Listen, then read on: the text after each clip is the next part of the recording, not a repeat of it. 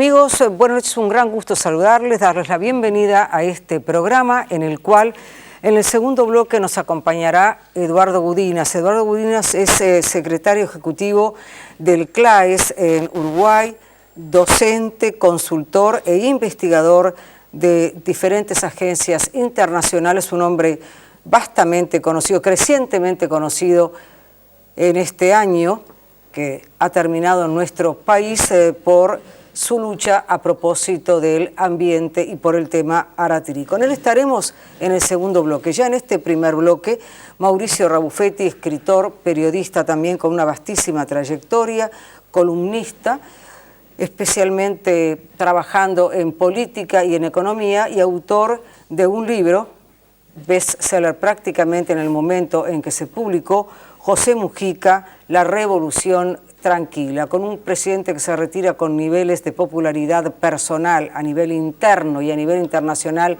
sin precedentes. Podía ser natural que este libro pegara, como ha pegado desde el principio, o que de pronto se perdiera en una serie de comentarios, reflexiones y entrevistas que José Mujica ha dado a lo largo del tiempo, urbi et orbi. Pero, pues bien, aquí está, por decisión de ustedes, José Mujica, La Revolución Tranquila, ubicándose como está ubicado. Mauricio, gracias por estar esta noche.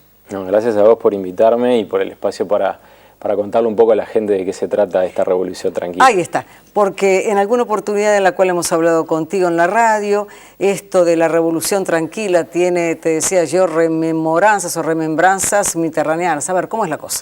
Sí, en realidad el título tiene como una trampita que yo siempre digo, invito al lector a descubrirla, pero vamos a adelantar algo también. Obviamente hubo cambios importantes durante la gestión de José Mujica, cambios que fueron muy polémicos, cambios que implicaron grandes debates sociales y cambios que implicaron para mucha gente frustraciones y para mucha gente grandes logros y grandes triunfos. Este fue un gobierno que además no pudo cambiar muchas de las cosas que quiso cambiar. Y entonces a mí me gustaba, yo busqué un título que reflejara la vida del personaje, la etapa de la vida del personaje también, y lo que fue la evolución de su pensamiento político, para concluir en lo que la Revolución Tranquila les muestra al final. Es un título que tiene que ser descubierto, pero que tiene mucho que ver con el pasado y con el presente de José Mujica. Ay, vamos a eso. Justamente en este pasado de Mujica, en el cual vos abrevaste y para el cual trabajaste, ¿con qué metodología? Bueno, yo soy un periodista, no soy un académico ni un investigador académico, mucho menos. Entonces mi herramienta de trabajo es la información. Esa es mi materia. A partir de ahí yo trabajo. Pero este libro tiene un gran componente de análisis y de reconstrucción de lo que fue la evolución del pensamiento de José Mujica y además la construcción de su liderazgo político, que tuvo muchas etapas, ¿no? En un país en el que hay tantos libros sobre Mujica, tan buenos algunos de ellos, realmente yo leí muchísimo y aprendí muchísimo durante todo este proceso, yo lo que traté de hacer fue, a partir del conocimiento que me transmitieron muchos analistas muy conocidos, a partir de trabajo de archivo, a partir de mucha lectura, y también a partir de mi propio trabajo, porque yo en los últimos años he cubierto como periodista muchas de las decisiones más importantes y más conocidas de este gobierno. A partir de todo eso yo presenté a la editorial un proyecto que implicaba un trabajo en el cual el periodista muestra el personaje y lo pone a hablar cuando el periodista estima que es importante para que el lector lo entienda. Lo mismo pasa con las referencias al pasado. Yo digo que este es un libro muy abierto hacia adelante. Es un libro en el que yo busco retratar la sociedad uruguaya en la que vivimos nosotros hoy, en parte a través de la figura de José Mujica, pero también como una sociedad que vio nacer a José Mujica hace varias décadas y que lo vio nacer de nuevo a la política tradicional y que lo vio nacer presidente. Entonces, el objetivo mío como periodista es ir presentando los hechos, no de manera cronológica. Tuviste que no es un libro que está armado cronológicamente, va y viene, y ese fue un poco el desafío y lo que a mí personalmente me gustó hacer en este relato, tratando de presentar a este personaje que tiene tantas aristas interesantes de una manera que no fuera una biografía tradicional, que no fuera un ensayo político puro, y que además cumpliera con otra función que este libro tiene que cumplir, que es la de explicarle no solo a los uruguayos, sino a muchos latinoamericanos, que espero lo van a leer, quién es José Mujica y quién es el Uruguay de José Mujica. Ahí está. ¿Y cómo se sintetiza? Porque vos mismo lo dijiste, hay tanta cobertura y buena cobertura sobre Mujica, ¿verdad? Sí. Han venido, bueno, Kusturica, quizás el más conocido, ¿verdad? Pero han venido cineastas, escritores, periodistas, aquí mismo, ¿verdad? Y además Mujica es un hombre que da entrevistas continuamente. Permanentemente. Ahí está. Entonces, a ver, el desafío también era era encontrar qué fue lo que vos, como síntesis, primero del personaje y después de la sociedad, encontraste. A ver, yo trabajé en la producción de algunas de las entrevistas que se le hicieron a José Mujica y participé en algunas de las entrevistas que algunos medios internacionales le hicieron a José Mujica en su casa. Entonces, cuando yo digo que este libro es una consecuencia un poco de mi trabajo, es una consecuencia de eso, pero también de la cobertura de todo lo que pasó en este gobierno y el seguimiento y de la investigación de lo que fue la historia de las últimas décadas de este país, ¿no? Tú me pedís una síntesis de Mujica. Es extremadamente difícil, aunque haya escrito un libro, pero yo diría que la sensación con la que yo me quedo es, después de haber escrito este libro, es la de una persona que siempre tuvo una gran vocación por la justicia social, más allá de que se esté o se haya estado de acuerdo o no con sus métodos a lo largo de su vida. Me quedo con la sensación de un hombre que tuvo una gestión con ciertos déficits, principalmente en materia de infraestructura, educación y seguridad, pero me quedo con la sensación de una persona que desde el punto de vista de lo que buscaba para la sociedad uruguaya siempre fue honesto y siempre fue genuino. Sobre la sociedad uruguaya, como cualquier uruguayo, soy muy crítico, y en este libro yo me explayé mucho sobre algo que a mí, habiendo vuelto aquí hace 3 años, me llamó muchísimo la atención, que tiene que ver con los altos niveles de consumo, el consumismo que tenemos los uruguayos hoy. Esa no es la parte fundamental del retrato que yo planteo de la sociedad uruguaya. El retrato que yo planteo tiene que ver con explicar qué es este Uruguay, cuál es la matriz política de Uruguay, un poco a partir de lo que es la cultura vallista que casi todos compartimos en este país, mal que le pese a algunos, y a partir de eso yo desarrollo un poco la evolución y la llegada de José Mujica, que nosotros conocimos como político tradicional. Y ese ejercicio, yo te decía, era muy importante hacerlo de una manera que fuera no lineal y entretenida para un público no conocedor. En Uruguay a Mujica lo conocemos todos, más o menos lo conocemos todos, aunque este libro trae muchas cosas nuevas. Ahí está. Trae muchas cosas nuevas. Pero yo me pongo a pensar, para un mexicano o un colombiano o un argentino que van a leer este libro, hay cosas que había que explicárselas tal vez un poquito más. Y bueno, y ahí está el resultado de esa metodología que apliqué, que incluyó entrevistas, investigación, lectura. Fue un libro que trató, tú me dirás si lo logré o no, de ser lo más ágil y lo más dinámico posible. Es un libro apasionante que se lee muy, muy rápidamente. Uno siente, bueno, ya terminó esta lectura, lo cual... Pero además hay un tema que tiene que ver con lo que logra Mujica con algunos asuntos. Cuando arranca, por ejemplo, diciendo, como te digo una cosa, te digo la otra.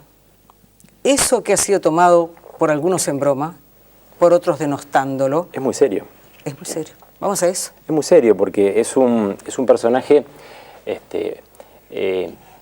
que tiene una enorme capacidad de adaptarse no solo a los públicos, sino a los escenarios en los que le toca moverse. Y yo pongo algunos ejemplos en el libro, pero te voy a mencionar uno. Tú fíjate lo que fueron las consecuencias del discurso que él dio en Río +20, en la cumbre ambiental de Río +20. Que yo creo que fue en ese momento que él descubrió realmente que su mensaje tenía una penetración y una llegada realmente importante, ¿no? ¿Qué es lo que él hace? Él desarrolla ese mensaje en Naciones Unidas y pasa algo, Sonia, que es muy... Yo cubrí Naciones Unidas en Nueva York durante el tiempo que estuve en Estados Unidos y la regla de la Asamblea General de la ONU implica que los presidentes pueden hablar durante un determinado tiempo. Y en algún momento el presidente del organismo, el presidente de la Asamblea, le hace señas o le pide que por favor vaya redondeando. Hay discursos históricos de 2 horas, pero en el caso de Mujica habló durante 45 minutos, más del doble de lo estipulado, y se pararon a aplaudirlo de pie. Y yo que digo que hice un libro desde la neutralidad, porque es verdad que yo traté de hacer este libro desde la neutralidad, no es un libro escrito desde la admiración al personaje, conociendo cómo funciona Naciones Unidas, me doy cuenta que había mucha gente, más allá de la gente común, la gente política que estaba reunida en Naciones Unidas, prestando mucha atención a muchas de las cosas que el presidente de un país que nosotros pretendemos chiquito pero que no lo es, le dijo al resto del mundo. Y realmente es un fenómeno mediático y un fenómeno político, sobre todo, muy importante, que en definitiva es a eso a lo que apunta la Revolución Tranquila. Este libro busca, por sobre todas las cosas, explicar el fenómeno Mujica a los uruguayos e ilustrarlo con muchas de las cosas que pasaron. Yo hablo de un montón de cosas, pero algunas son serias y otras son más anecdóticas. Viste que está la foto de tapa de un libro para niños en Japón a partir del discurso de Río +20. Se adaptó el discurso de Mujica para que escolares en Japón entendieran lo que él quería decir. ¿Por qué? Porque la sociedad japonesa es muy consumista, porque la sociedad japonesa tiene propensión a contaminar debido al consumismo tan grande que tiene. Se adaptó para los niños eso.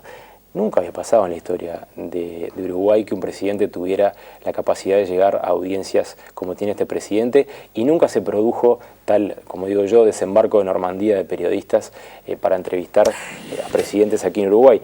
Sí hubo presidentes muy entrevistados, por supuesto, y siempre es interesante entrevistar presidentes, tú lo sabes mejor que yo, pero en el caso de Mujica se produjo un fenómeno que te robo un segundo más porque me parece fundamental. Se produjo un fenómeno que es central. Su presidencia tuvo lugar en un momento de crisis de valores, de profunda crisis de valores en Europa y Estados Unidos. Y ese mensaje que él le da a gente que está buscando referentes y referencias, que vio caerse parte de sus modelos de vida, de cosas que entendían ya como por dadas para siempre, ese mensaje llegó tan fuerte porque se dio esa coyuntura.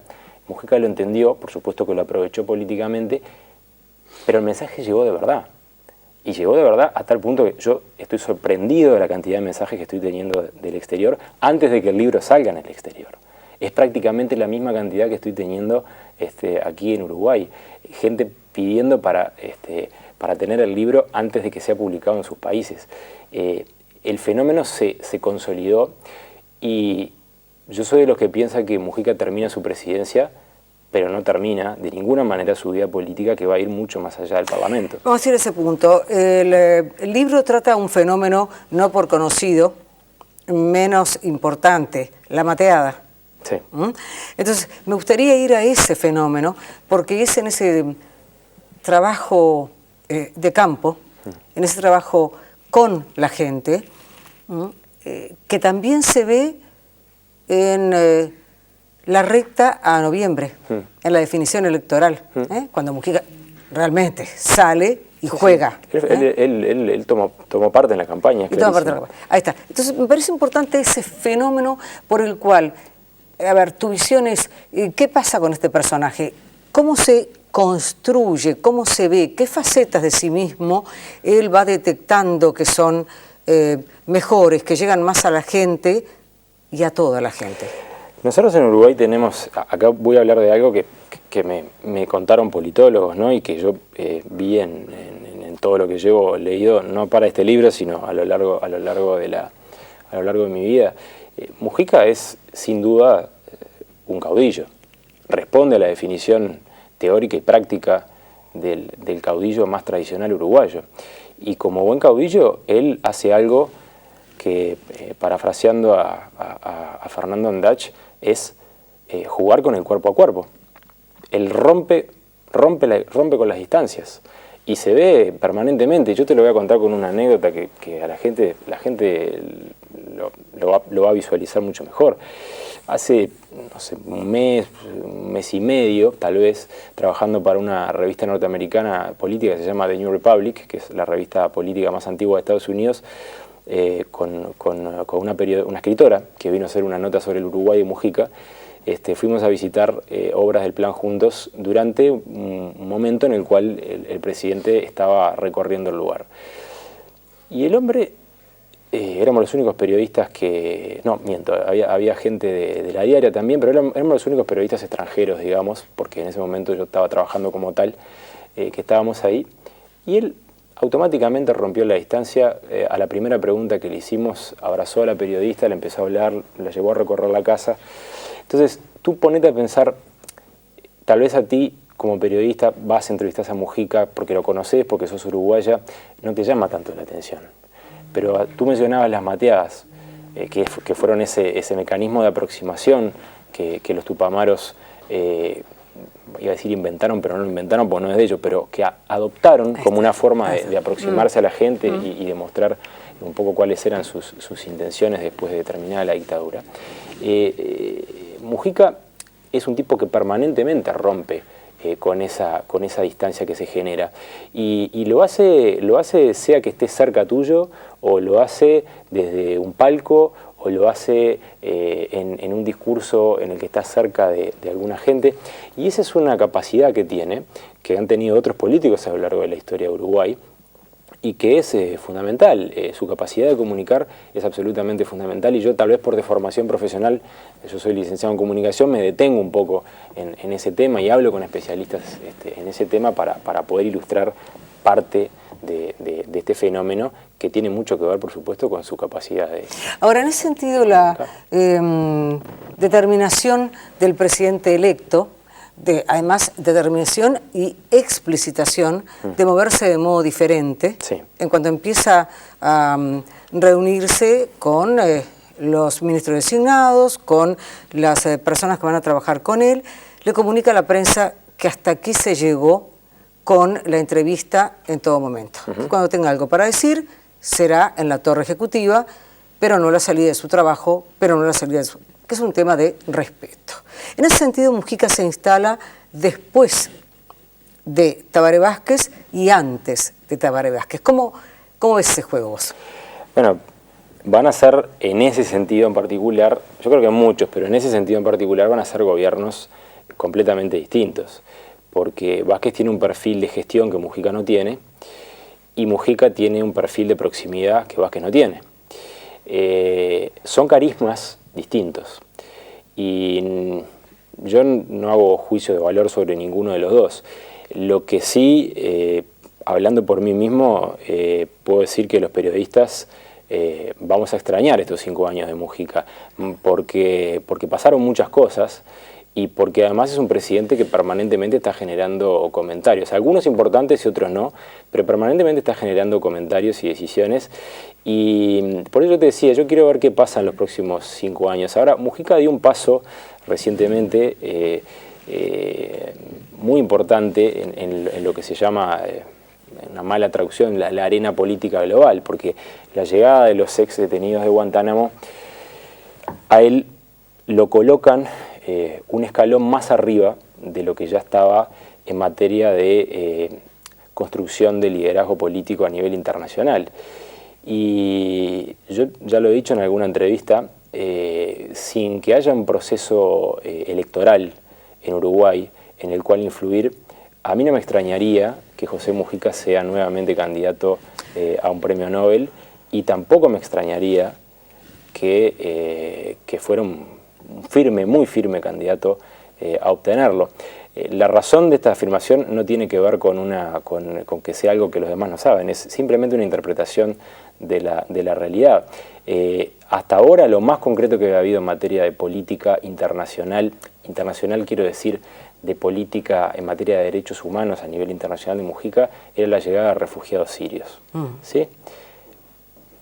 el caso de los detenidos de Guantánamo tiene otra relevancia, completamente distinta. Tiene otro peso político en el mundo, tiene otro peso político a nivel de lo que son las instancias en las que la comunidad internacional aborda este tipo de temas, y Mujica yo creo que con esto se posiciona de una manera a la salida de su gobierno muy distinta. Ahora, en estos últimos minutos de este programa, yo estaba pensando en uno o dos episodios domésticos, intramuros, muy recientes también, vinculados al ministro de Defensa, ratificado como tal por Tabaré Vázquez, Eleuterio Fernández Huidobro, y el caso de Gilberto Vázquez.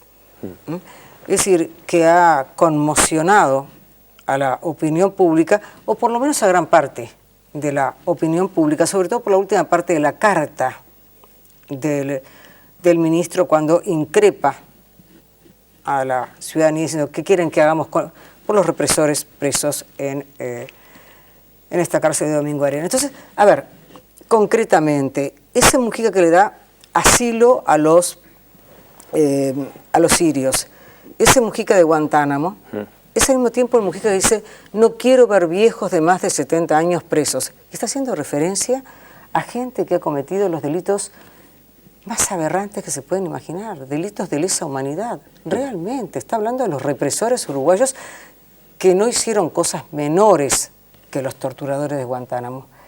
Entonces, ¿cómo lo ves vos esto? Yo te entiendo la disyuntiva, porque claro, se presenta, se puede interpretar como una contradicción. Yo no lo veo como una contradicción en absoluto. ¿Sabes por qué? Porque ¿qué es lo que Mujica está buscando con la llegada de los detenidos, de los ex detenidos de Guantánamo aquí? Él está buscando ayudar a esta gente, sí, claro, pero en particular está buscando dar un mensaje que no es de él, es un mensaje del Uruguay que es país de refugio y de asilo de muchísimas personas que estuvieron en situaciones muy complicadas. Y en busca de ese mensaje, él ha tomado muchas decisiones, algunas por consejo de algunos de sus asesores, como el caso de la llegada de los refugiados sirios, pero él ha tomado muchas decisiones que van en una misma línea, la de mostrar tolerancia, la de mostrar un país abierto. Y yo creo que ese, Sonia, si me permitís, sí, claro.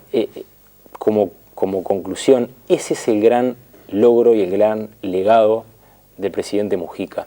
Nosotros no lo vamos a recordar a él como el presidente que hizo rutas, como el presidente que hizo un puente, como el presidente que inauguró un hospital.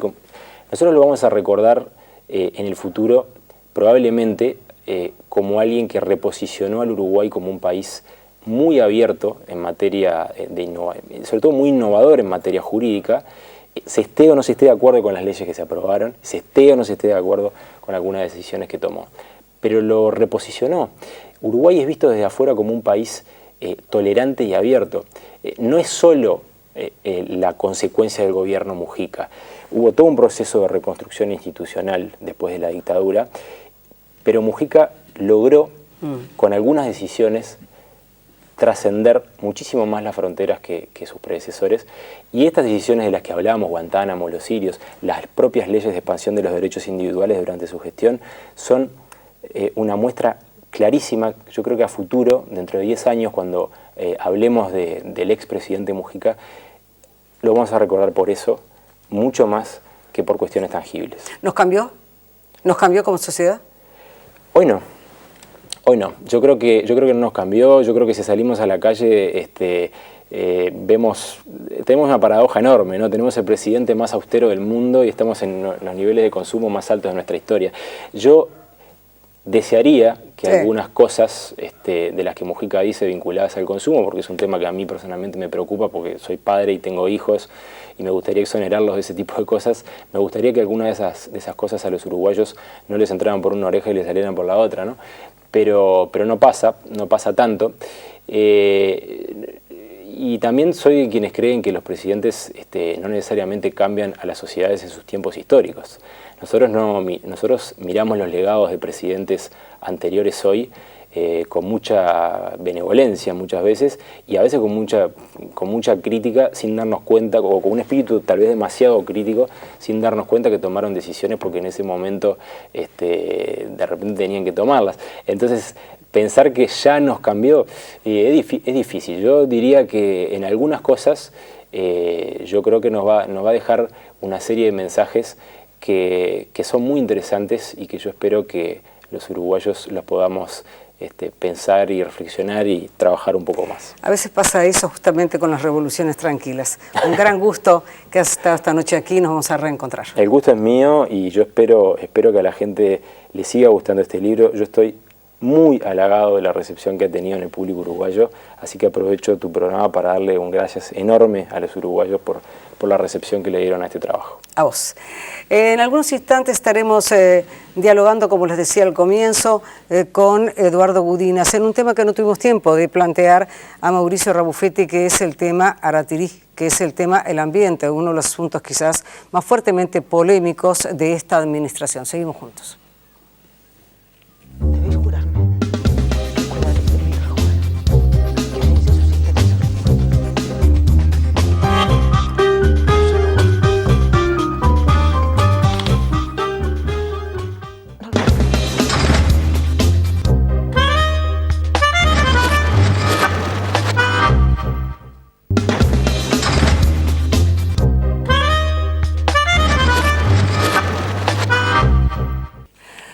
Tal como les decía, en este segundo bloque, Eduardo Gudinas, gracias por estar esta noche. ¿Cómo anda? ¿Bien? Gracias por la invitación. Con todo gusto. Está volviendo de Perú. ¿Por qué? Sí, el pasado diciembre en Perú fue tal vez la reunión ambiental más importante del año, que era el encuentro de todos los países miembros de la Convención de Cambio Climático. Y tenía una tarea pequeñita, era aprobar el borrador final para el próximo tratado internacional o protocolo, convenio, que debería aprobarse en este 2015 en París para reducir las emisiones de gases con efecto invernadero. Entonces fueron 2 semanas de locura. Bueno, en ese sentido, estábamos comentando con usted fuera de cámara, como por ejemplo Unidad Popular, el caso del maestro Abella, dice no hay que hablar de cambio climático, sino de efecto climático, porque el efecto tiene un causante. Sí, está claro que la causa es humana, son las emisiones de gases, especialmente dióxido de carbono, pero también metano y otros gases que van a la atmósfera, producen el efecto invernadero, recalienta la atmósfera. La gente cree, dice, bueno, esto va a ser todo más caliente los veranos, pero no, el efecto primario que tiene es aumentar los picos de alta temperatura y las caídas de muy baja temperatura, los problemas como tormentas, ciclones, inundaciones con mucha más frecuencia. Y que eso es lo que se está observando. Cada año estamos batiendo un récord en algún momento de años anteriores de esta disfuncionalidad del clima global.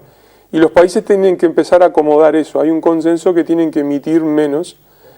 Y eso no fue acordado en Perú, no se logró resolver. ¿Y la consecuencia de no resolver o no acordar? Bueno, no sé si son buenas o tristes noticias dentro de esta situación tan dramática. Nosotros no vamos a ver esas consecuencias directas porque ya pasó nuestro tiempo. La van a ver nuestros hijos y seguramente nuestros nietos.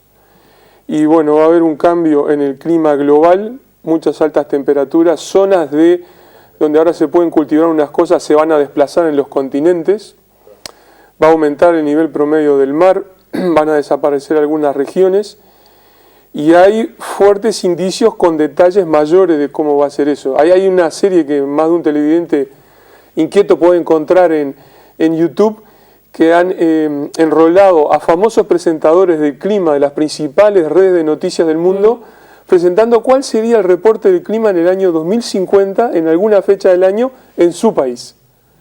Entonces tú te encontrás al que hace el pronóstico del clima en la Florida, en el sur de Estados Unidos, reportando que gran parte de los balnearios están inundados. O a la reportera de la televisión española en el 2050, en el verano de ellos, reportando temperaturas entre 45 y 50 grados en casi toda la península ibérica. Pero incluso, Gudinas, en nuestro país ha llovido este año como prácticamente no ha llovido en la historia del Uruguay. Sí, pero además llueve, en un día te llueve lo de 15 días. Ahí está. Entonces, a mí me hacía gracia, yo escuchaba a algunos meteorólogos algunos años diciendo, no hay cambio climático, pero los promedios son los mismos. Pero los promedios son los mismos, pero ¿qué sucede? Lo que llovía en un mes puede llover en un par de jornadas. Entonces es una situación un poco extraña, ¿no? Es el famoso chiste de los estadísticos.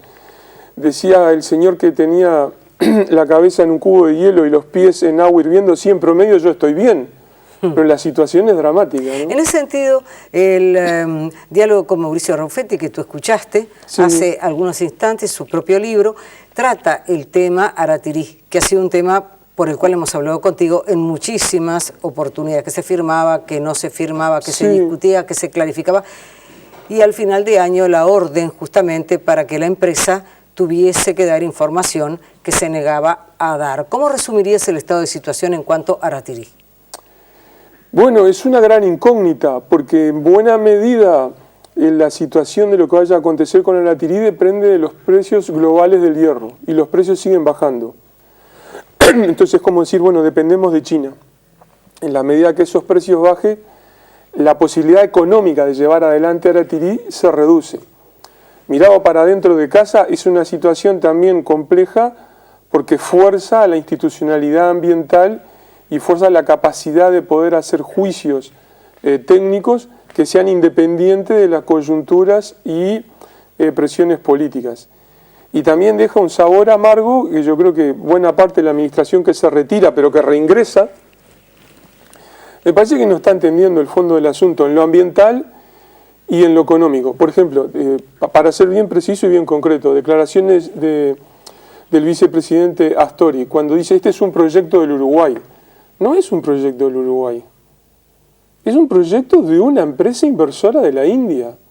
Pero no pueden hacer esa transposición de discurso que es un proyecto de la nación, del pueblo. Y de hecho, no es un tema menor de que haya oposición, no solo de la gente del lugar, sino de otros sectores de la sociedad y de buena parte del espectro político.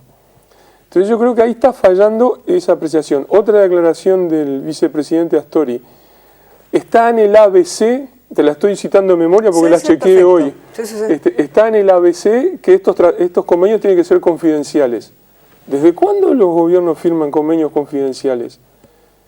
Eso yo lo empecé a escuchar hace unos años en la administración, por ejemplo, de Alan García en Perú, que hacía acuerdos secretos para asegurar la estabilidad de las inversiones.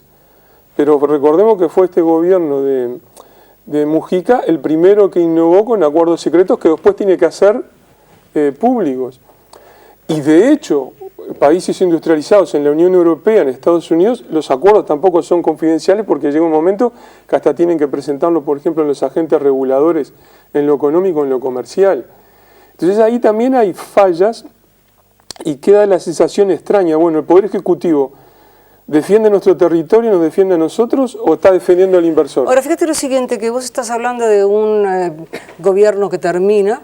Y que sigue. Y que sigue, ahí está. Pero vayamos a las declaraciones del presidente electo, ¿verdad? Sí. Porque Vázquez, por una parte, apoya a Aratirí. Y por otra parte, señala que lo más relevante, o de las cosas más relevantes, va a estar entre la defensa del ambiente. Sí, bueno, yo no sé qué va a hacer. Me gustaría mirarlo más del lado institucional. Bueno, el registro de la administración Vázquez en el tema ambiental fue malo. Yo creo que fue incluso peor que el de la administración Mujica. Y muchos de los problemas que tenemos ahora en el país se derivan de inacciones. Por ejemplo, o entre la crisis del agua. Por ejemplo, tú comentabas ahora con Raufetti y me dejaste pensando, bueno, Aratirí como que es el gran tema ambiental del país. Y yo me quedé pensando, no, el gran tema ambiental del país es la crisis del agua, que ya van 2 veranos, que es una aluvión de información que tenemos problemas de contaminación generalizado, está en peligro la provisión de agua potable a Montevideo, otras cuencas contaminadas, y después el tema gestión de suelos. Estos dos grandes rubros, agua y suelos, fueron las grandes reformas que se intentaron en la administración Vázquez. De hecho, al principio de la administración Vázquez, el Ministerio del Ambiente firmó un convenio con la Agencia de Cooperación japonesa para llevar a la práctica resultados que ya en aquella época alertaban sobre la crisis que vivía la cuenca del Santa Lucía, y todo eso se diluyó. Entonces lo que pasó en aquellos años fue malo. Lo podemos perdonar, ¿por qué? Porque estaba todo el lío de la planta de celulosa en Fray Ventos y eso como que mató la agenda ambiental. Pero ahora no estamos en esa misma condición, entonces por ahí hay una advertencia. Por el otro lado, el programa del Frente Amplio en el capítulo ambiental que tiene es un programa extraño porque propone cosas que ya se han hecho, por ejemplo, un nuevo programa de fortalecimiento institucional. Casi todos los gobiernos, Blanco, Colorado y el Frente, proponen el fortalecimiento institucional, el sistema de información nacional en el tema ambiental, etcétera, etcétera. Entonces no es un programa innovador y es un programa muy recostado en la mirada económica y es muy propio de las discusiones sobre economía y ecología de los años 70. Es un programa viejo, es un programa hecho como por veteranos de otra generación que nos antecede. ¿Cómo debería ser un programa nuevo? Bueno, para aterrizar con casos concretos para Uruguay, a mí me parece que un programa nuevo tiene que, en primer lugar, ordenar la institucionalidad, no cosas vagas de fortalecer, ordenar. Entonces, toda el área de manejo de suelos, de fauna y de bosques, que por alguna razón sigue estando en ganadería, cuando es casi la mitad de la gestión ambiental uruguaya, sigue estando en el Ministerio de Ganadería, de Agricultura y Pesca, tiene que pasar al Ministerio del Ambiente. Entonces, esa cosa bicéfala no puede ser. El segundo aspecto que me parece clave, tiene que haber un programa de emergencia para abordar la calidad del agua del Uruguay. Me parece que ya no es tiempo de más diagnósticos. Es un programa que debe iniciar acciones concretas. Y las acciones concretas están bien claras y va a tener un dolor económico para algunos sectores, porque implican normas de regulación de la calidad en la producción agropecuaria, tanto en tambos como en agroquímicos que se utilizan en la agricultura. Entonces hay situaciones que ya son intolerables. Y tiene que haber un tercer aspecto de justicia social en esta cuestión ambiental, que no puede ser que sigan, por ejemplo, fumigando escuelas o pueblos. Entonces ahí tampoco necesitamos un diagnóstico, no hay que contratar una consultora cuando se están fumigando en el medio rural una escuela, un pueblo, etc. Eso no puede ser más. Entonces me parece que esas son las medidas concretas y urgentes. Ahora, Gudín, estaba leyendo, por ejemplo, cuando la izquierda y el progresismo se separan, referido a que el progresismo nació desde la perspectiva de izquierda, a medida que se consolida como una identidad propia, parece estar tomando otra dirección. En ese sentido, actitud de la izquierda con respecto a estos temas que tú estás manejando, ¿verdad? La actitud de la izquierda, te hablabas ahora de la fuerza política, Frente Amplio, la actitud de los ciudadanos que son votantes de la izquierda, la actitud de los gobernantes, ¿es de información, es de concientización o no? Cambió la gente. Te paso una anécdota que no sé si estará en el libro de Rabufetti, pero que fue un encuentro con Mujica en un tema ambiental y cómo reaccionó distinto a la gente de lo que reacciona ahora en los 2000. Me voy a referir y apelo a la memoria de los televidentes de la crisis de la contaminación con plomo en barrios como La Teja. Sí, señor. Que si la memoria no me falla fue a finales de los 90. Entonces en aquella época hicimos una mesa redonda para debatir los temas ambientales, repleto de gente, se hizo en la sala del Ministerio de Relaciones Exteriores, y uno de los panelistas era el Pepe Mujica. Estaba a dos personas, a dos panelistas al lado mío. El Pepe Mujica, por lo que yo he visto, le he oído y las veces que en aquella época de legislador me he encontrado con él, es una persona que reivindica la austeridad, pero no es una persona afín al tema ambiental. Y en ese encuentro, que se refería en buena medida a la crisis de contaminación por plomo en La Teja, él hizo una defensa de la fábrica, los fabril, las chimeneas, etcétera, minimizando toda la cuestión ambiental. Y la audiencia casi se lo come crudo. Recuerdo patente que un par de vecinos se levantaron y tuvieron reacciones muy duras contra los dichos de él. Y esa imagen me ha perseguido en los últimos 10, 15 años de por qué eso no sucede ahora. ¿Por qué ahora buena parte de la gente tolera Montevideo sucia, la contaminación en arroyos y en los suelos, y tolera además expresiones de la clase política que serían inaceptables en otro momento? Por ejemplo, cuando tú tenés una autoridad ministerial que te dice tenemos una crisis del agua, en muchos países eso significa la renuncia de un ministro. Acá no pasa nada. Aquí no pasa nada. Ahora, entonces cambió también la gente. Me parece que tuvo que ver la crisis de fines de los 90, los de 2000, como cuando no podés comer chocolate durante muchos días y podés comer chocolate, ahora todo el mundo consumo, porque antes no podía hacerlo, chocolate, y cambió la situación. Y la temática ambiental entonces se está reconstruyendo lentamente, pero el problema es que hemos perdido 10, 15 años y la situación de deterioro del país ha avanzado notoriamente. Hay paisajes enteros que han desaparecido, que estaban en los 90, los bañados de Rocha, gran parte desaparecieron. En Tacuarembó, los bañados del Caraguatá, enormes, gigantescos, con árboles, no están más. Tenemos plantaciones forestales, soja en algún lugar. Entonces eso es toda una parte del Uruguay que se está perdiendo. ¿Tenés expectativas con respecto a esta administración que comienza? Bueno, de nuevo, esa cosa extraña, es como que el tiempo no pasa. Sí. Tenemos una ministra designada que no es del área ambiental. Bueno, eso ha sucedido en el pasado. Tenemos una novedad que es retomar lo que habían hecho las coaliciones entre blancos y colorados antes, de que es tener el viceministro encargado del tema ambiental. Eso es lo que sucedía antes, años atrás. Entonces el viceministro ahora va a ser Rux, que es el actual director de la DINAMA. Eso es una muy buena noticia. Dicho por otro lado, otra de las acciones urgentes que yo creo, me parece que hay que darle una inyección de vitamina, ánimo, etcétera, a los funcionarios de la DINAMA, porque han sido tan cascoteados, incluso por el propio presidente, que se hace difícil trabajar en ese ambiente. O sea, ¿cómo llevo yo adelante una evaluación de impacto ambiental si tengo al secretario de la presidencia o al presidente diciendo no, hay que aprobar a la TIRI, hay que aprobar a la TIRI, hay que aprobar esto, hay que aprobar lo otro? No puede detenerse el desarrollo, no puede detenerse el progreso. Entonces necesitamos también una inyección ahí de energía. Por lo tanto, ¿quién va a dirigir la DINAMA? Va a ser una cuestión clave.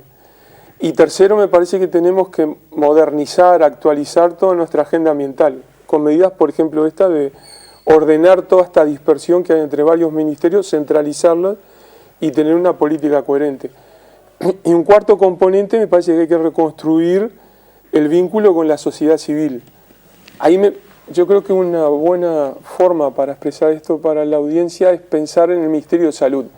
Si tú tenés un Ministerio de Salud que le desconfías de que no atiende la salud pública, no funcionan las cosas. Nosotros tenemos un Ministerio del Ambiente en que ha llevado muy mal el tema ambiental. Hay que reconstruir esa confianza con la sociedad civil. ¿Sos optimista en cuanto a eso?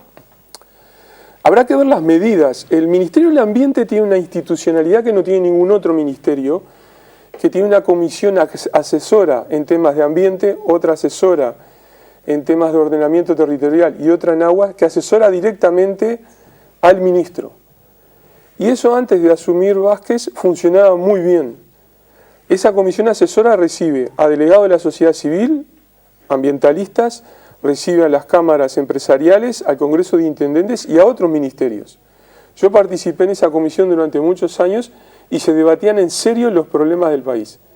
Es la única instancia participativa que tienen los ministerios, solo ocurre ahí. Eso que me parece que hay que reconstruirlo y que se diluyó, quedó muy venido a menos, hay que reconstruirlo.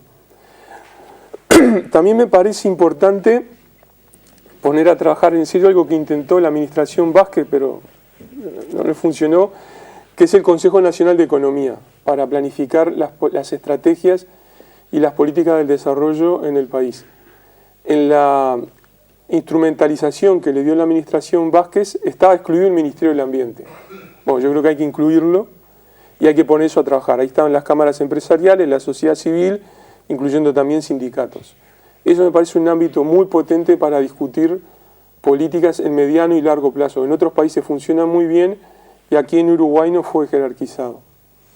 Veremos qué pasa. Veremos. Gracias por haber estado. Gracias a ti. Cerramos en instantes.